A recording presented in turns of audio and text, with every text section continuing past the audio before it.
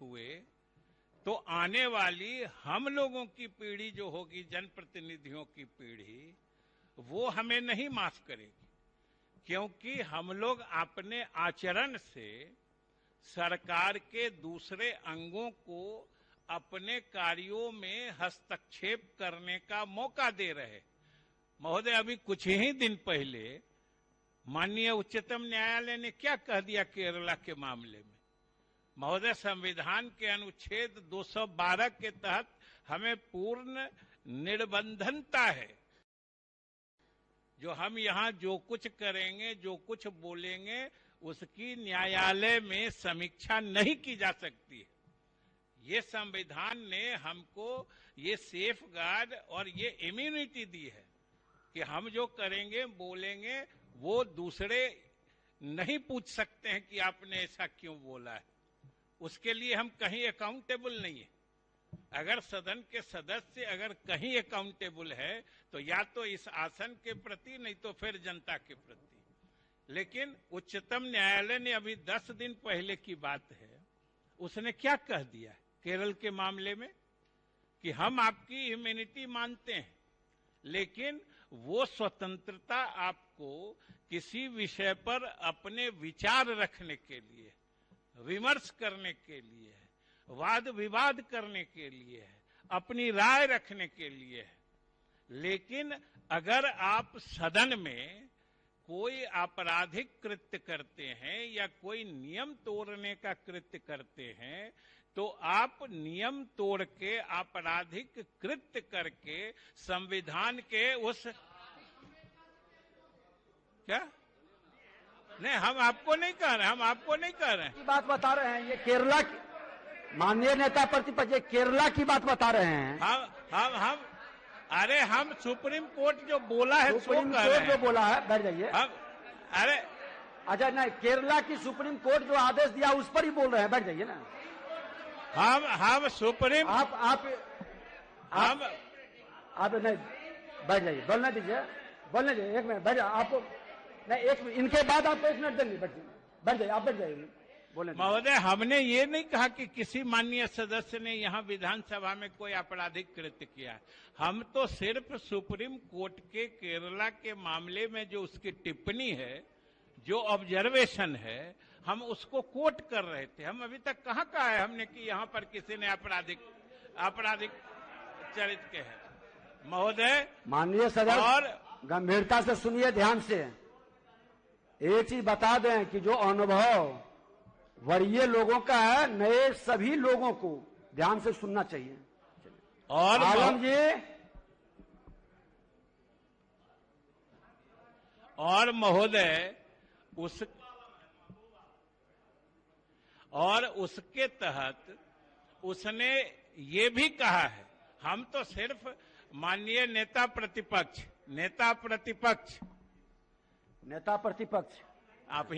आप ही को हम कह रहे हैं कि हम तो सिर्फ ये इशारा कर रहे हैं कि हमको घेरने के लिए कहां कहां से हाथें बढ़ रही हैं, उंगलियां उठ रही हैं।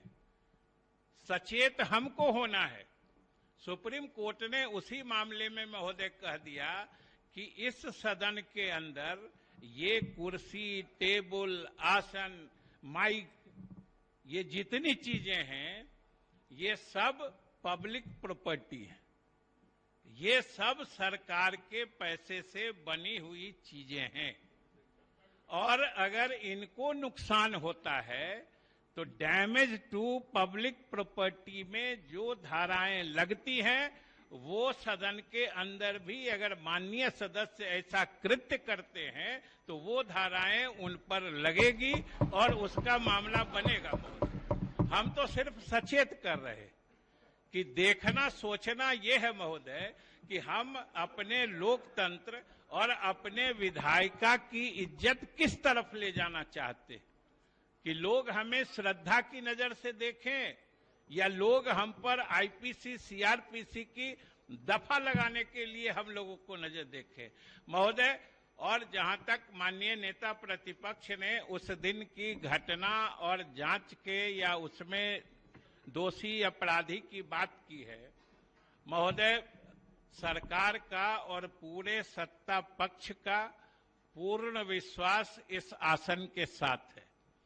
और उस दिन चाहे सदन के अंदर जो घटनाएं घटी या सदन के बाहर जो घटनाएं घटी, संयोग से सभी कुछ बाहर भी व्हाइट लाइन के अंदर है, जो बिल्कुल आपके विशिष्ट क्षेत्राधिकार में है। उसमें सरकार की कोई चलती नहीं है, सरकार कहीं मायने नहीं रखती है, सरकार की कोई भूमिका नहीं है। यहां पर जो आप कहेंगे वही होगा।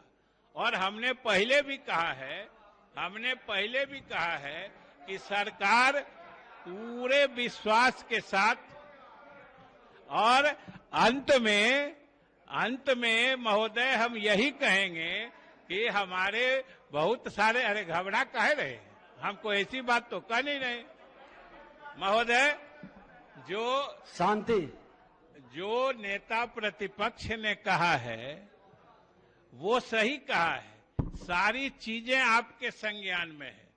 और हमने कहा कि हमको पूर्ण भरोसा है इस आसन पर कि आप वीडियो फुटेज देख ले, सारे चीजों जिनके कारण उस दिन अव्यवस्था फैली, हम तो यही कहते हैं कि जिनके कारण अव्यवस्था या उस दिन का काला अध्याय बिहार के विधायिका में जुड़ा, उनको आप चिन्हित करके, चाहे सरकारी अधिकारी हो या माननीय सदस्य हो, जो भी इसके लिए जिम्मेवार हो, आप कार्रवाई करिए, सरकार आपकी कार्रवाई के साथ। महोदय हम और कुछ नहीं कहना चाहते। अभी तेजस्वी जी सरकार की बात कर रहे थे, अरे हम लोगों की सरकार नीतीश कुमार जी के नेतृत्व में तो हम संवैधानिक और प्रजातांत्रिक मूल्यों को ऊपर उठाने वाले हैं, ऊपर ले जाने वाले हैं। हम लोग कोई नीचे ले जाने वाले नहीं है महोदय।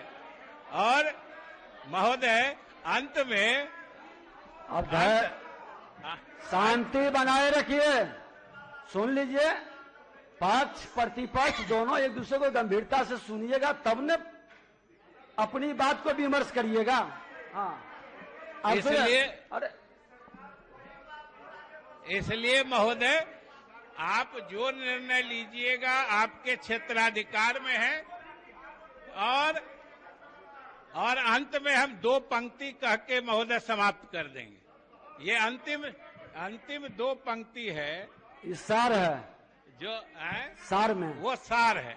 आपने जो कहा तो सार है कि हम लोग तो ये चमन जो है प्रजातंत्र का, जमहूरियत का ये गुलशन जो है, जिसमें हम सभी फूल खिलते हैं, कि चमन को सींचने में पत्तियां कुछ झड़ गई होंगी।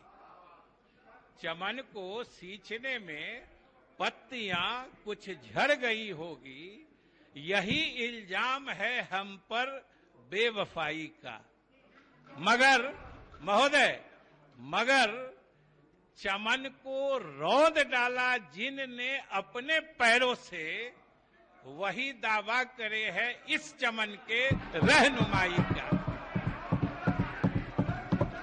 एक अध्यक्ष महोदय, जो दलीय नेता हैं, अब बस 1 मिनट में आप अपनी बात को खत्म नहीं। अब बात मंत्री जी के बात से यह स्पष्ट हो गया कि अधिकारी लोग कोई जिम्मेवार नहीं है, उनको क्लीन चिट देते हैं। जो बातें में आई यही बात है, लेकिन कुछ मंत्री जो है आपके ही अधिकारी पर इल्जाम लगाते हैं। अब हम तो कहना नहीं चाहेंगे, लेकिन महोदय मंत्री जी ने सुप्रीम कोर्ट का हवाला दिया।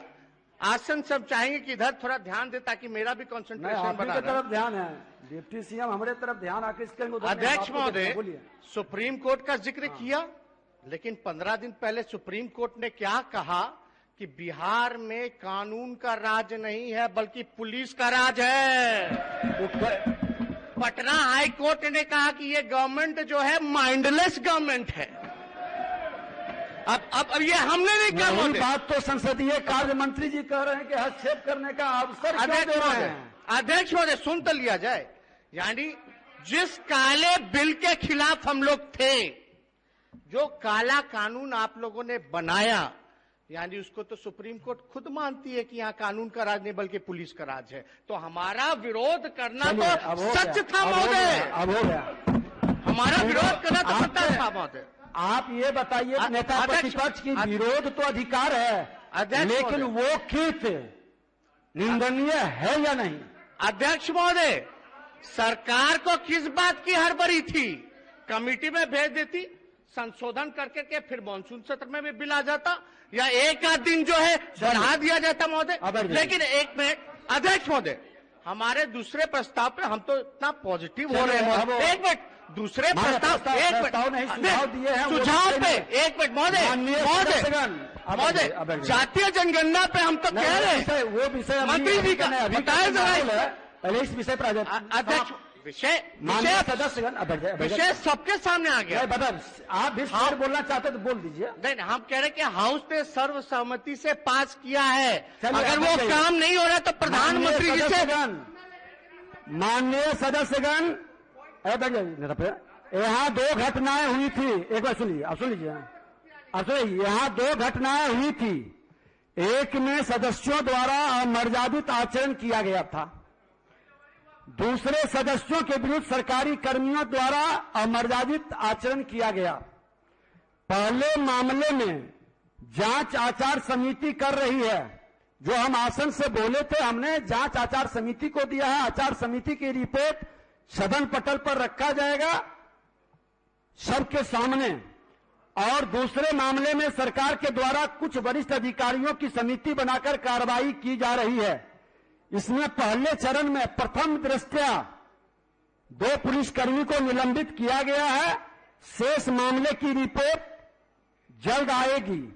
हम बेहतर आचरण करें कि भविष्य में हमें किसी और कृत्य से लज्जित न होना पड़े, ये सबको संकल्प लेना है। आगे की ध्यानाकर्षण सूचना ली जाएगी।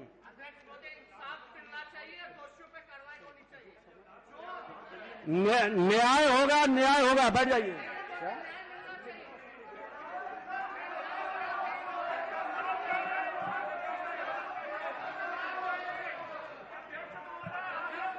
माननीय सदस्य श्री जनक सिंह अपनी सूचना को पढ़ें।